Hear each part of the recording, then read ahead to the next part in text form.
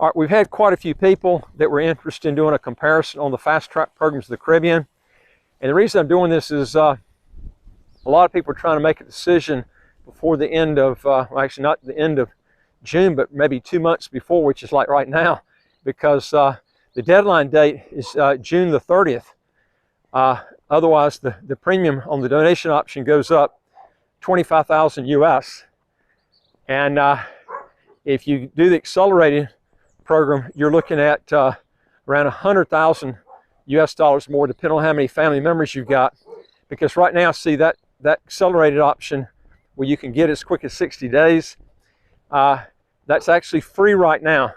But after June the 30th, they're going to start charging for that. So, and then the basic rate is 25,000 plus. You know, if you go with that accelerated plan, you know what that's going to cost. So you're looking at potentially $125,000 more money.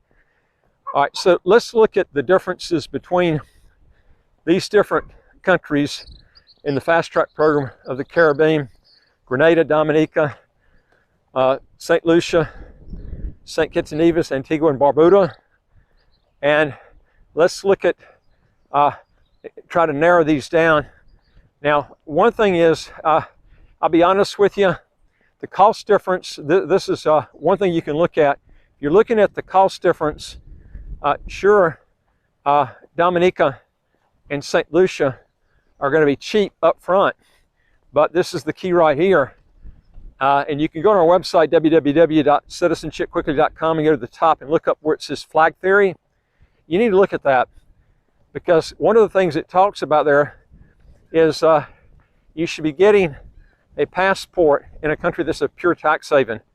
What it does is it just gives you a lot more options, because if you go to that country and choose to run a business from that country, because most people that are doing this, a lot of people are trying to do this for income tax purposes, okay? Total taxes. So why would you want to pick a country that had an internal income tax? To me, that doesn't make sense. You're trying to lower your taxes, and you're looking at a lot of money you're spending on this. So I would be telling you to go where you get the maximum tax benefit and choose a country that doesn't have an income tax. I mean, that just makes common sense. You'd just be surprised how many people that don't do that. I saw a video where a guy, there's a lot of these videos, he bought a passport in St. Lucia, and then he went and bought one years later in Antigua. And his whole theory was he didn't have the money, maybe back then. Probably, if you don't have the money to get a second passport in St. Lucia or in St. Kitts, you probably shouldn't be getting one in St. Lucia. Or if it's Antigua, if you're picking Antigua, if you don't have the money for Antigua, you probably shouldn't be getting one in St. Lucia, unless you're in a real big rush to get one, okay? But there's not that much difference in the money. That's what I'm saying. It's if you've got the money for one, you're only talking about a few $1,000s more in the difference, but you're looking at no income taxes for the rest of your life if it's a pure tax haven, okay? Remember Dominica, all of the countries I just mentioned at the very beginning, all of those countries are not pure tax havens except for St. Kitts and Antigua, okay? Neither one of those countries have an income tax. Both of them do have a corporate income tax though. Okay, even Antigua's got a corporate income tax. No one uses, of course St. Kitts has one too, but no one ever sets one. I say no one ever. Some people do set up the corporate income tax, okay? But they only do it because they have to in most cases. And there are certain type companies, if you come to St. Kitts and you set up a local company, you will have to set up a corporation, okay? Now, most businesses are not required to do that. I'll give you an example. Industries like insurance, mutual funds, if you market insurance products like a marketing company, if you're a publicly traded company, those type companies have to have a corporation set up. So it's going to throw you in a, because the corporate taxes in St. Kitts is 33%, and limited company is the same, so it's not going to, you're not going to be able to do anything by setting up a limited company.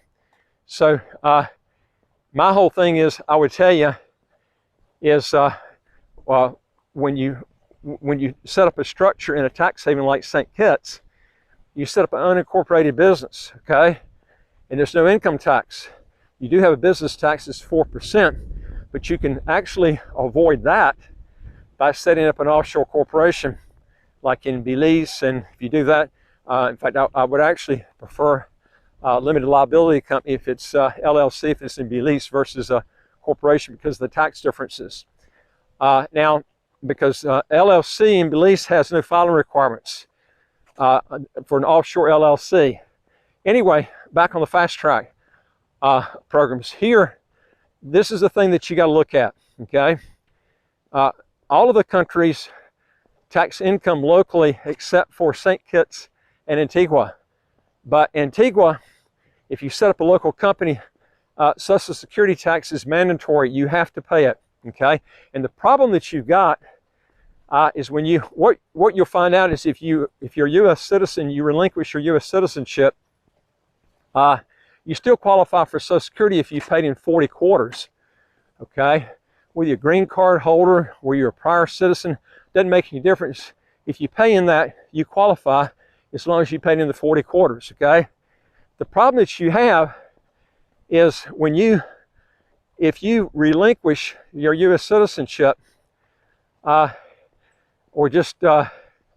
not even relinquish, you just go to a different country and you're applying for the foreign overseas exclusion, the problem that you have is if you pay in Social Security in another country, what Social Security will do is they'll ask you, are you getting Social Security from any other country? Okay, if you are, it can negate, depending on a lot of things. I'm not going to get in that, it's another part. But it can negate the fact that you can get Social Security from the U.S. if you're already getting it from another country. So basically what you're doing is you're paying in a tax that you're never going to get anything back from it, out from it, okay? So in essence, what you're doing is you could be throwing your money down a rat hole.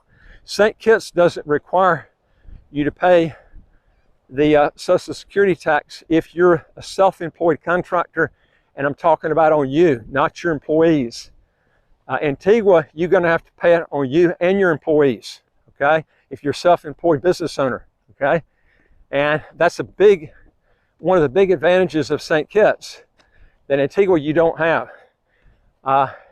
That's a big thing, okay? Because you can literally do this with a local company. Now, if you got a company outside the country, you don't have an issue on that.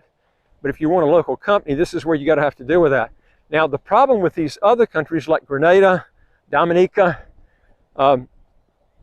St. Lucia, those countries literally have a pretty high income tax locally. So I'm thinking, why would you want to get citizenship in a country like that? Because you might have a situation comes up where part of your business or all of your business might be locally, okay? My business here, part of it's local, okay? So you need to plan that ahead of time, because we're talking about taxes every single year. The fee to get your passport, the difference between St. Kitts and maybe St. Lucia, that difference, we're talking about one time. Taxes is every year, okay?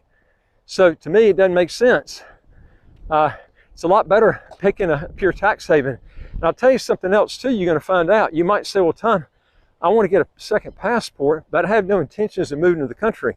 I hear you. I hear this all the time, okay? What happens though, a lot of times what people will do, they'll get a second passport in St. Kitts, maybe relinquish their U.S. citizenship, or they maybe keep their U.S. citizenship, and they have the St. Kitts passport too, but then they move to a place like Panama. And Panama is not the only one that does this. A lot of countries do this. If you're not a citizen of that country, Panama bars you out of all kinds of business opportunities. So you might find out that maybe now you're going to have to move back to that place where you got the passport because you're a citizen there now. So now you'll be barred out all these business opportunities because you're a citizen of maybe St. Kitts that you weren't planning on moving to anyway, but these other countries you looked at won't let you get in that type of business, okay? You might have all kinds of restrictions. They might also have licensing requirements. They might also tax that type of business. You have some countries that tax some businesses and other businesses they don't. Belize is one of them on their offshore corporation, okay? So there's so many factors you got to look at. But I'm telling you, as a whole, you're going to come out better paying a little bit more for also a passport that's going to give you a lot more visa-free travel. If you look at the passport that St. Kitts and St. Lucia have, for instance, it's an overlap on the countries on both passports, okay? But St. Kitts has a lot more visa-free territories and countries that you can go to, either visa-free or visa-free on arrival, than St. Lucia, okay? So it's overlap, but like I was telling you at the very beginning, a guy who does a lot of these videos, I'm not going to mention his name, he went and got St. Lucia, and then later he found out, they got a high income tax locally. I'm sure that had to have something to do with it, because why would you get another passport that has the same overlap of countries? I can tell you why, okay?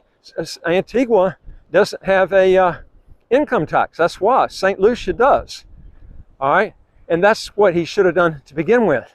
He should have gotten a passport from a pure tax haven country to begin with, because all you're doing is you're throwing money down a rat hole, because you're not gaining any more visa-free travel going from St. Lucia to Antigua. It's just an overlap of countries, okay? It's not worth it. And it's not that much protection, too, if you ever have a problem, because they're all in the Eastern Caribbean Union, and they have treaties on everything. So, if you got a problem in one, you might as well be in the other country, because it's basically like you're in, if you get passports in two different countries that are in the Eastern Caribbean Union, if you ever got a problem that comes up, that's probably the worst thing you can do. You got to be getting a country that's maybe somewhere else. I mean, anywhere else but in the Eastern Caribbean Union, okay? If you're looking for protection, so basically you're just throwing money down a rat hole if you're getting two different passports and they're both in the Eastern Caribbean Union, okay? And that right now there's about 11 countries in that union. I'll tell you how close it is. It's actually closer than the EU, because if you're a citizen in St. Kitts, you can literally go and live anywhere you want to in the Eastern Caribbean Union, and you don't even need a worker's permit. Now, if you're a doctor or lawyer, you're going to have to show, obviously, that you got credentials and stuff like this. But if you've gotten a license in one, you got a license in all of them, okay? You can go and work. There's no requirements. I mean, it's actually freer than the EU countries, okay? But your passport is going to make a difference, because St. Kitts has a lot more visa-free travel, okay? And I'll tell you something else, too. There are certain businesses that you will get locked out of, even if you're part of the Eastern Caribbean Union. St. Kitts will bar you out of certain businesses if you don't have an actual passport with St. Kitts, okay? I'm going to tell you that because I gave y'all a video I had a long time ago about the government actually here tried to keep me from getting my real estate license. And I got a separate video, actually a couple of videos I did on that. They basically told me I wasn't born here, okay? I mean, can you believe that? I said, wait a minute. You're telling me you're discriminating between an economic citizen and one that's naturalized, or somebody that's born? And I mean, this is the type of thing that they had. They literally told me because real estate was a protected business. Wait a minute. So why would you treat an economic citizen different than somebody that's naturalized or born here? He actually told me, he says, you were not born here. I said, you know that's incorrect. I literally had to go to his attorney general office. You can look at a separate video on that. But the reason I'm telling you this is how protected these different industries are. And sure, I ended up getting my license, but I had to hire a good lawyer. And basically, we were 2 inches from going to court and suing the government, okay? And they issued the license.